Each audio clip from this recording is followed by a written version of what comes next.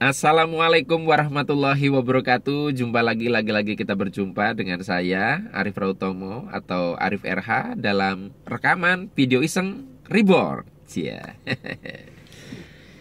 Teman-teman semua, pada kesempatan kali ini kita akan membahas tema tentang semua kejadian itu netral, ya, semua kejadian itu netral.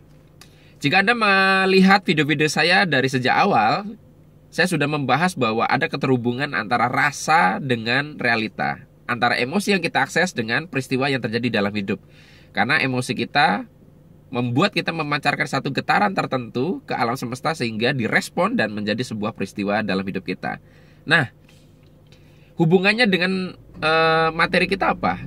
Hubungannya sangat erat.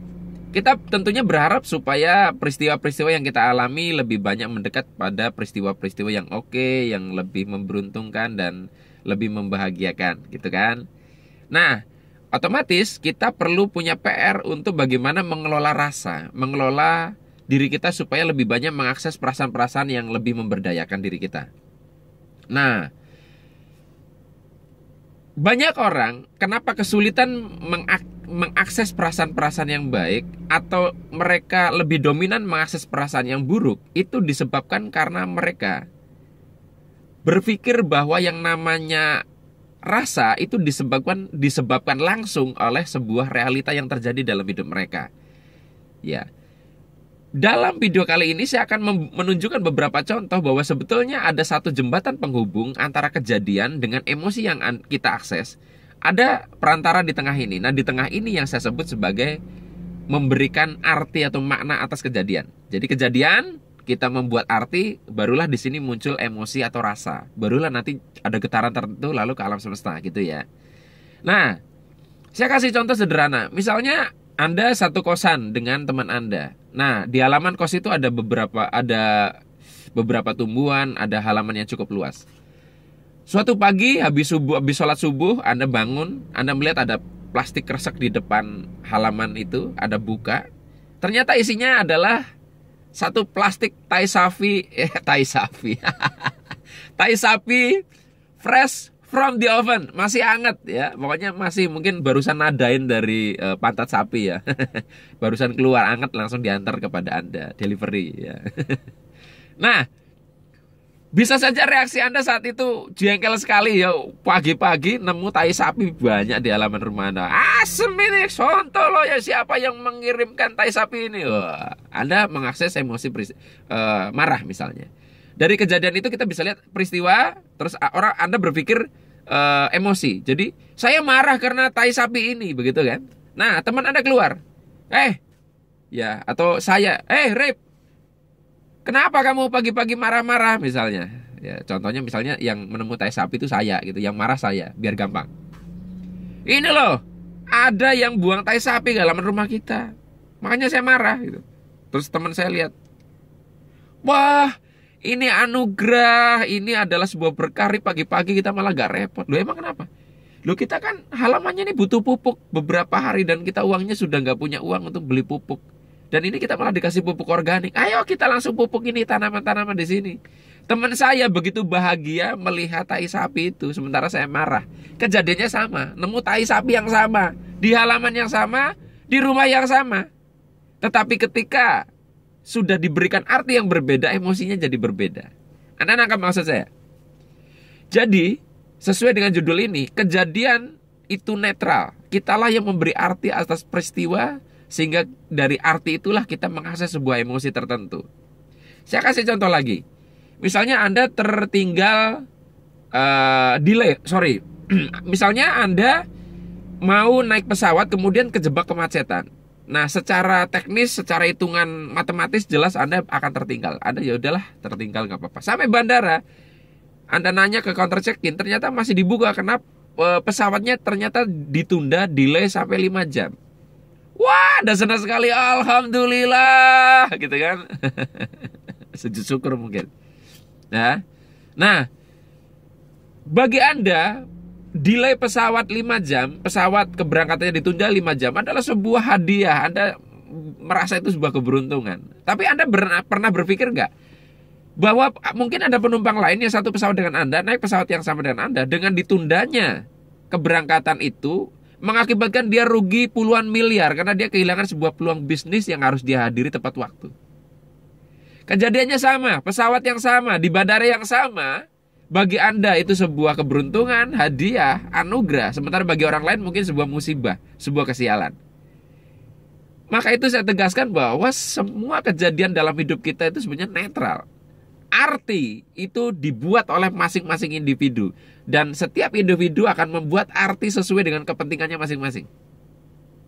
Dan disitulah emosinya menjadi berbeda-beda. Yang menarik adalah ketika waktu berlalu, bahkan kita akan mengalami pergeseran dalam memberikan arti. Misalnya dalam kasus delay pesawat, Andalah yang mengalami kerugian.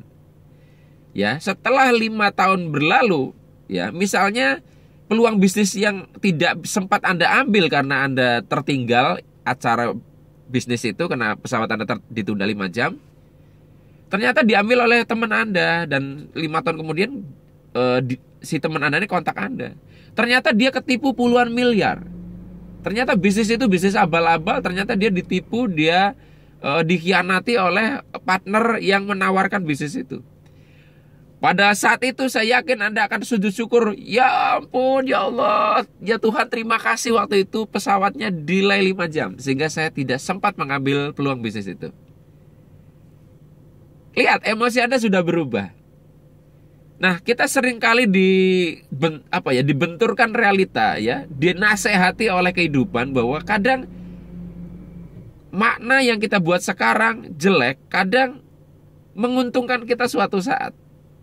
Ya, peristiwa buruk yang sekarang Anda maknai buruk bisa jadi adalah sesuatu yang sangat Anda syukuri suatu saat. Anda yang mungkin sekarang adalah seorang pedagang kaki lima yang marah-marah karena Anda diusir oleh Satpol PP. Gara-gara itu Anda akhirnya bangkit semangatnya. Anda akhirnya bisa punya kios kecil, bisa punya toko besar, bisa punya franchise cabang di mana-mana. Berawal dari kejadian buruk, Anda diusir, Anda dirazia oleh Satpol PP. Yang dulunya Anda benci dengan Satpol PP, suatu saat Anda sangat mensyukuri keadaannya Satpol PP. Apabila ada kejadian dalam hidup kita yang masih kita sesali, masih kita benci sampai hari ini, masih kita ganduli, diganduli dalam batin kita, maka jelas sekali ada satu arti yang kita berikan atas peristiwa itu yang membebani rasa kita. Maka tugas kita adalah kita mengidentifikasi mana arti-arti yang telah kita berikan atas sebuah peristiwa dalam hidup kita yang membebani jiwa kita. Kita maknai ulang peristiwa itu, kita berikan arti ulang, maka otomatis emosinya berubah. Ketika kita mencoba menggeser emosi, tidak bisa bergeser ke arah yang lebih baik, itu penanda bahwa arti yang kita berikan terhadap kejadian itu masih belum cocok, belum kondusif, belum match untuk menghasilkan satu emosi yang positif. Di sini, mudah-mudahan teman-teman akan lebih sadar bahwa semua kejadian itu netral. Ketika Anda nulis status Facebook, ada orang komen, sebenarnya komen itu netral. Walaupun orang itu memberikan satu komentar dengan bahasa yang kasar, tapi pada dasarnya itu netral. Kitalah yang memberikan arti. Karena saya yakin ini juga ya. Ketika Anda nulis status Facebook, ada yang komen, kamu bangsat, kamu goblok, misalkan gitu. Pada detik itu Anda menang undian, ya, Anda dapat mobil baru dari bank di mana Anda menabung. Maka kebahagiaan Anda, ya, itu akan mempengaruhi Anda dalam membuat arti. Apa sih ya? Udah di mata Anda itu gak ada apa-apanya. Nah, kita bisa lihat bahwa betul-betul yang di luar sana tidak akan mempengaruhi kita sampai kita membuat arti atas peristiwa itu, dan kita mengakses satu emosi tertentu akibat kita memberi arti. Hanya ini yang bisa saya bagikan teman-teman semua. Mudah-mudahan bermanfaat. Sampai jumpa lagi dalam video Iseng Reborn yang selanjutnya. Saya akhiri. Billahi taufik wal hidayah. Wassalamualaikum warahmatullahi wabarakatuh. See you.